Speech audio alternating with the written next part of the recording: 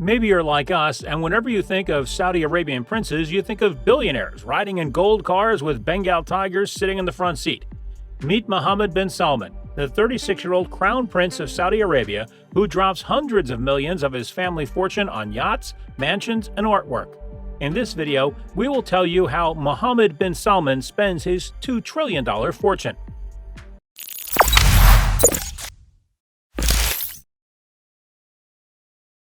Number 12. Origin of the family wealth. Their riches stem from the vast oil reserves uncovered more than 75 years ago under the reign of King Abdul-Aziz ibn Saud. The country's state-owned natural gas and petroleum company, Saudi Aramco, is valued by some at more than $2 trillion. If that estimation is correct, it would be one of the world's most profitable oil companies. Number 11. Leader of the pack. One of the most influential members of the royal family is King Salman of Saudi Arabia, who succeeded his late brother Abdullah bin Abdul-Aziz Al Saud in 2015.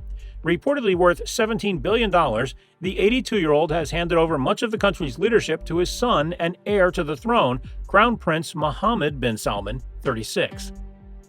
Number 10. The world's most expensive home. In 2015, the house that is dubbed the most expensive home in the world was sold, but the reports were fuzzy on who the buyer was at first. It wasn't until the end of 2017 that the details were released. The new homeowner is the Crown Prince of Saudi Arabia, Mohammed bin Salman, a man with several billions of dollars to his name. The house, the Chateau Louis XIV, is a 54,000 square foot palace outside Versailles. The palace is simply remarkable. The architecture is stunning and the grounds are enormous. This isn't some old castle either. Not that there's anything wrong with that. This was constructed over the course of 3 years beginning in 2008. If you have a chance to look at some of the more detailed pictures of this palace, you won't be disappointed. Number 9. The largest private island party. In 2013, the private island of Villa in the Maldives opened up many different villas and luxury rental properties to lure in some of the world's richest vacationers. The Saudi princes found this spot and took a liking to it. They were known to visit a couple of times each year, so a couple of years after it opened, Prince Mohammed bin Salman, the same prince who owns the world's most expensive house, decided to throw a party on the island of Vela. He threw down $8 million, rented the entire island and everything on it, and then invited a massive guest list, including some of the world's biggest celebrities and entertainers. Everyone was brought in by boat and/or seaplane, and each had their own private villa to stay in for the festivities. Number 8. The world's most expensive painting. Late last year, Leonardo da Vinci's Salvator Mundi painting became the highest-priced painting to ever sell. The astounding price tag of $450 million made the event extremely high-profile, but the seller's identity was kept quiet. Sound familiar? It should.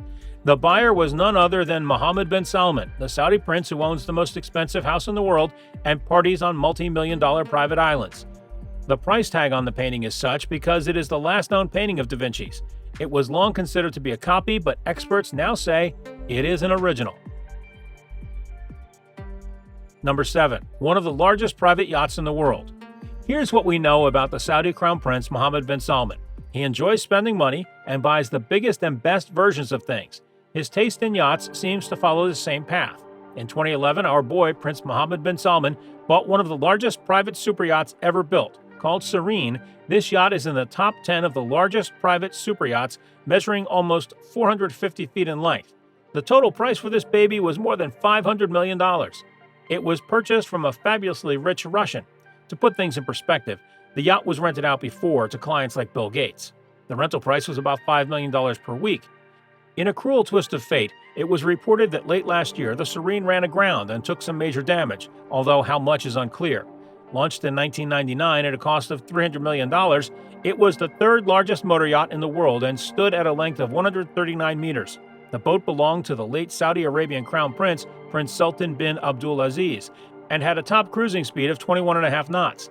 Al Salama offers accommodations for up to 40 guests comprising 2 owner cabins, 11 VIP cabins, and 8 twin cabins, with her also capable of carrying up to 94 crew on board in 37 cabins. Powered by 2 MTU 8,837 horsepower diesel engines, she has been described as a palace on the ocean, and her water tanks are thought to store around 430,000 liters of fresh water. The luxury yacht features a gym, elevator, helipad, swimming pool, swimming platform, air conditioning system, beauty room, medical suite, owner study, anchor stabilizers, tender garage, and a guest study. Number 6. A palace resort in Jeddah. Although the details about this planned resort are being kept quiet, it is said that the Saudi Crown Prince Mohammed bin Salman bin Abdul-Aziz Al Saud has commissioned a massive resort to be built near Jeddah to house his family. Along with his son, Prince Badr bin Abdullah Al Farhan Al Saud, the prince has given the green light to start building after having the 1 square kilometer grounds cleared. The oceanfront property will have 7 palaces, each on their own island-like properties, and all surrounding a large artificial lake. The bird's-eye view of the design shows that the entire resort is shaped like a flower, with the various palaces on each petal. At the top of the flower, the prince's own palace will rest. Number 5. Moroccan Summer Retreat. Thought to be a 74-acre purpose-built summer palace, it is thought Saudi Arabia's King Salman spent over $100 million on this summer retreat located in Morocco. Vast renovation works were carried out on the property in 2016, including new buildings, helipads, and a big top tent to entertain guests. The sprawling Tangier complex near Cape Spartel also includes its own medical facilities and luxury restaurants. The palace overlooks the golden beaches, and the summer hideaway in Tangier is said to be his favorite. Number 4. 1961 Mercedes-Benz 300D. During Saudi King Salman's visit to Amman, Jordan, he was picked up in a car that dates back to the 1960s. The same vehicle was used in 1961 for the wedding of King Abdullah II's late father King Hussein and his mother Princess Mona al-Hussein.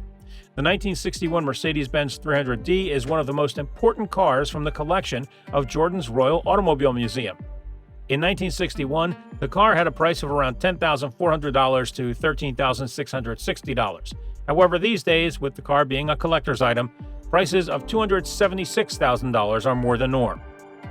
Number 3. Erga Palace. Being described as so lavish and extensive that non-royals in the kingdom rarely get to see inside it, Erga Palace is one of the biggest in Saudi Arabia. The palace is mainly used to host government functions, state receptions, and cultural festivities that introduce Saudi arts and customs to the international community. The palace is surrounded by fountains, high walls, and security is extremely tight. So tight, in fact, it was the only place where then U.S. President Barack Obama met Saudi Arabia's King Salman in 2016. It's unknown just what else lies inside this monstrous facility, although pictures from the Obama visit show meeting rooms and a personal office of the king. Number 2. Chateau Louis XIV Palace.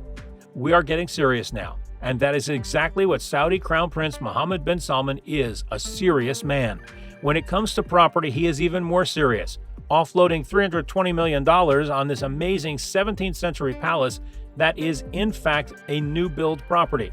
The newly built chateau features many insane things, including massive cinema, deluxe swimming pool, and a transparent underwater moat. The 57-acre plot includes manicured gardens, gold-leafed fountain, marble statues, and a maze with a huge driveway and car parking space. Number 1. Entertainment. For entertainment, MBS hired big names from around the world, including Pitbull, Gangnam Style Korean rapper Psy, DJ Afrojack, Jennifer Lopez, and Shakira were also set to perform, according to Private Island News. The men slept most of the day, but as the sun set, they emerged, ready to party. DJs and bands played by a dance floor overlooking the pool, while other smaller acts played on stages scattered around the island.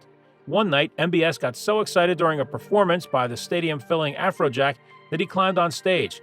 The men and models cheered when Mohammed took over the DJ table and started playing records of his choice, while Afrojack skulked away muttering, careful to curse out loud only when he was out of the prince's earshot, the book says. The parties would often go until dawn. In some cases, MBS relied on his own staff, such as when it came to serving alcohol, which is banned in Saudi Arabia.